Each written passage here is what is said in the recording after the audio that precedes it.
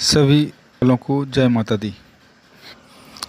आप सोच रहे होंगे कि हमने बहुत दिनों से कोई वीडियो नहीं डाला, तो आप सभी को बताते हैं कि हम आत्ममंथन कर रहे थे कि हमारे YouTube चैनल बनाने का क्या मकसद है। क्योंकि जिस तरह से हम मंत्र दे रहे थे उस तरह तो YouTube पर हज़ारों वीडियो होंगे। भाइयों, हमारा उद्देश्य जो चैनल बनाने का था वह यह नहीं है कि हम भी सभी की तरह आपको मंत्र दें। हमारा उद्देश्य यह है कि हम आपको पूरी विधि सहित, पूरे नियम सहित वीडियो बना कर दें, जिससे कि आप कुछ सीख कर अपना या दूसरों का भला कर सकें। दोस्तों, वैसे तो YouTube पर एक से एक वीडियो आते हैं, लेकिन आपने देखा होगा कभी कभी आपने कोई मंत्र किया या आपने कोई टोना टोटका किया, उसका असर या तो आपको लगा ही नहीं, और अगर लगा तो बहुत कम, थोड़ा बहुत। हम भी आप सभी को इसी तरह का मंत्र देने लगे थे, जिसका कि कोई मतलब नहीं निकलता। क्योंकि भाइयों, अगर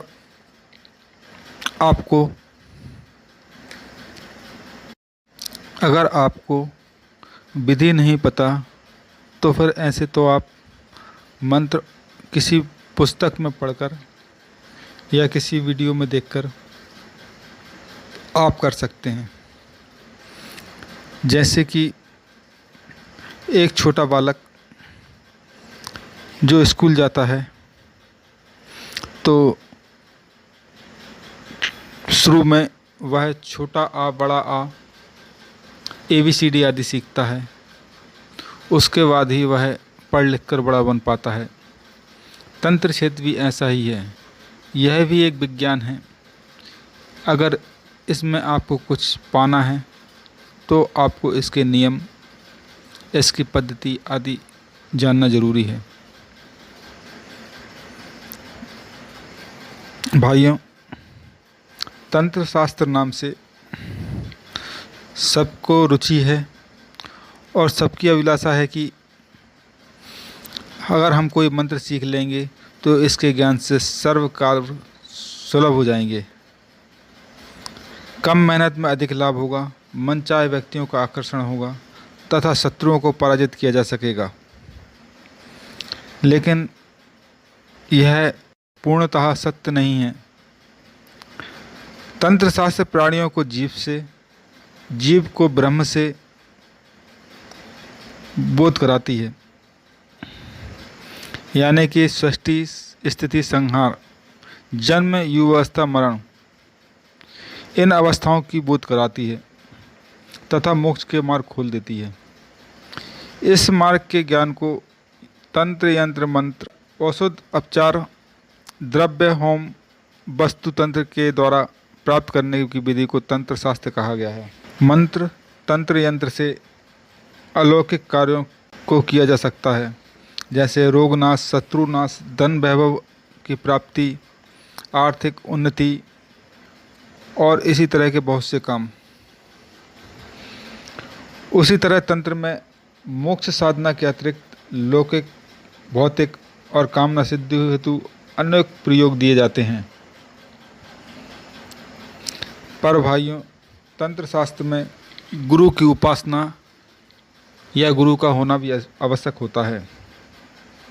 गुरु पर बिना श्रद्धा विश्वास के कोई भी सिद्धि प्राप्त नहीं की जा सकती। इसलिए अधिकतर साधक शुरू में गुरुर ब्रह्मा, गुरुर विष्णु, गुरुर्देवो महेश्वरा मंत्र बोलकर अपने काम शुरू करते हैं और उसके बाद उस मंत्रकार की पद्धति पर ध्यान देते हैं।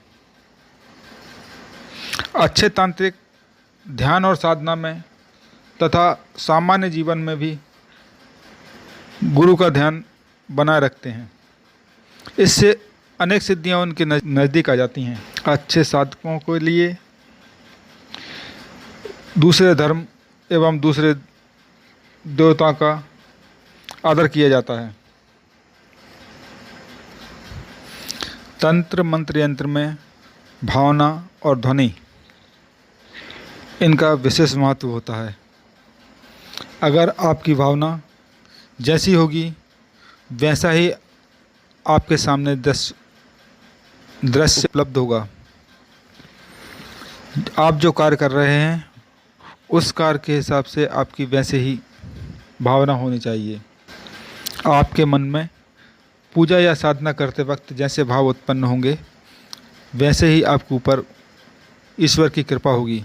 जैसे आप धन प्राप्ति के लिए कोई साधना करते हैं तो यह सोचें कि देवता की कृपा मेरे ऊपर हो रही है, मेरे व्यापार के कार्य और मेरे दूसरे विघ्न दूर हो रहे हैं। विवाह के कार्य हेतु कल्पना कीजिए कि आप का विवाह हो रहा है या आप जिसके लिए साधना पूजा कर रहे हैं उसका विवाह होने वाला है, उसकी बातचीत पक्की हो गई है, शगुन के मुहूर्त निकल रहे हैं, या आप कोई वाद विवाद में हैं तो आप भावना कीजिए कि मेरा आत्मबल बढ़ रहा है, शत्रुओं में फूट पड़ रही है, सामने वाली पार्टी के सहयोग एवं वकील की बुद्धि भ्रमित हो रही है, मुझे विजय प्राप्त हो रही है, सारे चीज़ें मेरे आदेश मेरी इच्छा के अनुसार हो रहे हैं, मारण प्रयोग में शत्रु को घोर पीड़ा हो रही है। यह भावना करनी चाहिए। आपकी जैसी भावना होगी आपका मंत्र उसी अनुरूप कार्य करेगा। जैसे स्तंभन में शत्रु की समस्त गति बुद्धि सारी चीज़ें स्तंभन हो गई हैं, उसके कार्य व्यवसाय धन आदि सब रुक गए हैं। और अगर आप वशीकरण कर रहे हैं तो उसमें यह भावना उत्पन्न कीजिए कि आप के सामने वाला कि आप जिसका वशीकरण कर रहे हैं वह आपके अनुकूल होने लगा है, आपकी तरफ आ रहा है, आपकी बात मान रहा है।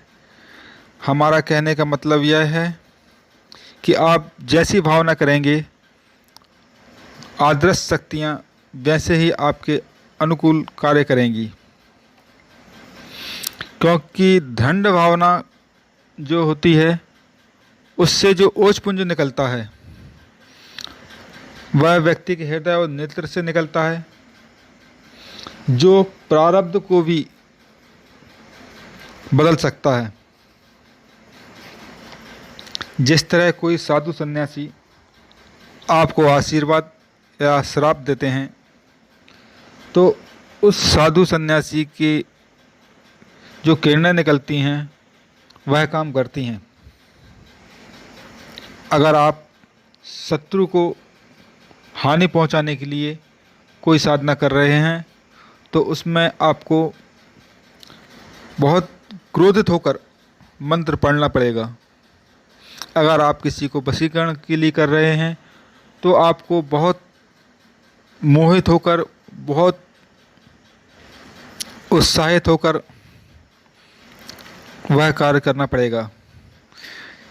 साधना में हमारे जो विचार एक व्यक्ति से दूसरे व्यक्ति पर पहुंचते हैं या कोई पूजा पाठ में हमारे विचार जो एक जगह से दूसरी जगह पहुंचते हैं उसे टेलीपैथी कहते हैं। टेलीपैथी के द्वारा अपने विचार दूसरे तक पहुंचाना और उसके मस्तिष्क से उसके मन से उस संबंध में कार्य करवाना, यही तंत्र मंत्र यंत्र है। यह सब हमारी भावना के ऊपर है। भाइयों, वीडियो बड़ा हो सकता है इसलिए हम आज यहीं विराम दे रहे हैं। अगर आपको हमारा वीडियो अच्छा लगता है तो उसे सब्सक्राइब करें और लाइक करें। अगर नहीं लगता तो कोई बात नहीं, हम इस YouTube की दुनिया में पैसे कमाने के लिए नहीं आए हैं। जो सच्चाई है वह आप सभी तक पहुंचाने आए हैं। जो मंत्र, तंत्र, यंत्र विलुप्त हो रहे हैं, अगर वह दूसरे सीख जाएं तो इससे पुण्य का कार्य और क्या होगा। आज की वीडियो को यहीं विराम देते हैं। आप सभी को जय माता दी।